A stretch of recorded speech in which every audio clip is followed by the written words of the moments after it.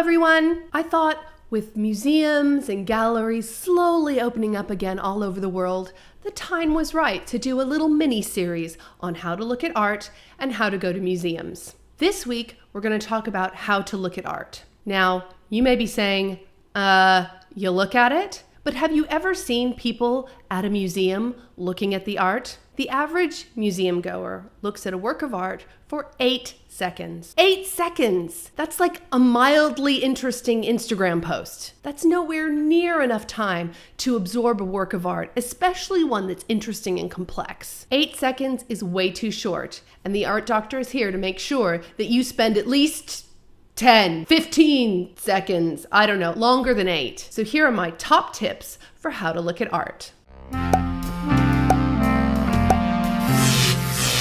By the way, I'm the art doctor, Nancy Langham Hooper, PhD, art historian, and cultural enthusiast, ready to use the great art of the world to help you out. If you like my channel, consider subscribing and ding the little notification bell to be informed every time I upload a new video, which is every Friday. Sometimes Friday Australia time, sometimes Friday California time. But since I was born in California and I live in Australia, I really have 2 days, right? My first tip is to look at the best possible quality image you can. So if you're looking at an image online, make sure that you can zoom in and see some of the details. You'll get much better images from places like Google Culture or the museums themselves online than you will in like an image search where you look for a JPEG and then it ends up being like this big. And if you happen to be at a museum in person, make sure you can see both the big picture and the details properly. If the work of art is quite a large one, you may need to back up a bit. If it's very small, get in as close as you can legally, don't touch it, but make sure you can see both the big and the little picture, because that's what exploring a work of art is about, seeing the whole and then seeing the details. And my next tip is to look at the work of art for a minute without judgment. Just look at it. So notice what strikes you immediately. Let your eye move over it. Notice what reactions it's creating in you, what emotions, what questions. Don't let judgments like, is this good art or do I like it, get in the way of this first getting to know you phase of the work of art.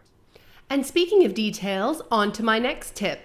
Look for details. If it's a narrative painting, look to see what's going on. If it's an abstract painting, look for details in the paint or in the brushstrokes. If it's a portrait, look at the person's face or what they're holding in their hands. I'd especially encourage you to look for details in things that appear very simple. So if you see particular modern installation or a work of art that's just a few different colors, you can easily dismiss that.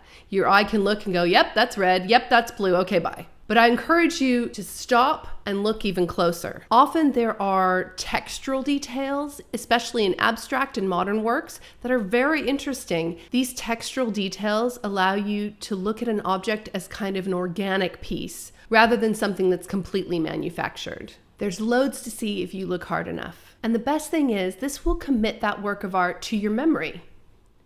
My next tip is to get some information on the work of art you're looking at. Now, this could be as simple as reading the information label next to it if you're in a museum or a gallery, maybe listening to an audio guide, or Googling the title and the artist and seeing what comes up. Remember that knowing more about that work of art will enhance your experience of it, and it shouldn't take away from it. Extra information should never dictate your own reaction, so it's not going to tell you what to think or feel about that work of art, but it might change how you think or feel about it the more you know. Now, there's no best time to receive this information, so should you read the label before or after you see the work? I like to actually encounter the art on its own first when I know nothing about it, just so I can understand what my own reactions are. And then I look at the label, or I consult a guide, or I look up for more information on the internet. I find that's helpful for me, but actually you can do it any way around you like. My next tip is to take pictures, but not too many. Sometimes you have enjoyed a work of art so much that you just want to remember it. And I think taking a little photograph, as long as the museum or gallery allows that, without flash, is a really good idea because it will help you remember what that work of art was. Also, you can take a picture of the information label. That'll help you to look up more information about it. But at the same time, most artwork is digitized, so there's no need to go taking photographs of every single work of art in a museum or gallery. And what are you going to do with these, by the way? Are you going to wallpaper your kitchen with little 8x10s of different works of art? I mean, I guess that would be a reason to do it. If you're not doing that, take a picture of the label, take a picture of the ones you love to remember them, and then you can look them up and see a high-res version online. My next tip is that you don't have to like what you see. Even if everybody else in the world thinks this is the best piece of art they have ever seen, you are absolutely allowed to hate it. And no, there's no penalty for that at all, and you shouldn't feel guilty. I have two little caveats to that though. One, you shouldn't let "do I like this" be your only question you ask of that art. Whether you like it or not is kind of a subjective thing. You don't ask that when you meet a person, right? Your only question isn't, well, do I like this person? Do I like them? Do I like them? You get to know them. You gather information, and then later maybe you think about it and you say, oh, I did like that person, or I don't like that person. It's the same thing with art. Don't let that judgment get in the way of you getting to know the art. Oh my God, I totally forgot to put in the second caveat, so I'll just stick it in here. The second caveat to "you are allowed to hate it" is that you shouldn't say how much you hate it while you're there looking at the art. And this is if you're in public, obviously.